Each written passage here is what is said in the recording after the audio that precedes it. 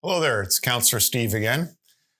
The last 2 weeks in a row in my home church, we've had baptisms of people, and it's always wonderful. And we see the baptism, and our pastor talked with the other kids in our church this past week about the water. And there's nothing special about the water. It comes out of a tap from the church kitchen and gets brought to the front of the church and poured into the baptismal font. And then it's used for baptism. But what's special about it, what's amazing about it, is that it's a symbol. It's a symbol of God's love for us. It's a symbol of how we've been washed. It's a symbol of so many different things. And so I was thinking this week about symbols and things that we use to remind ourselves of bigger concepts. And symbols can be something simple. It can be something complex. But I encourage you to look for what type of symbols you might have in your life.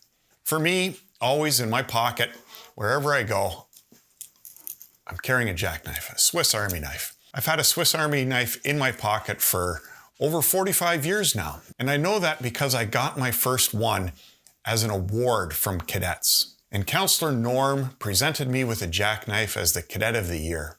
And it meant a lot to me because it meant that even though I wasn't the fastest kid, I wasn't the strongest kid, I wasn't the most popular kid, I was recognized for being a good cadet. Those properties we say in our code and in our pledge of how we act, what we do, they mean something.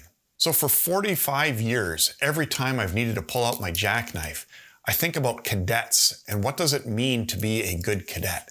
So for me, that's my symbol. That is always reminding me of that. I don't know what you have in your life, but I encourage you this week, this month, look for the symbols that remind you of God's amazing love, how we need to act with that love in ourselves, showing it to others, and how we can comport ourselves as good cadets so that in all we do, we are living for Jesus. Until next month, this is Counselor Steve.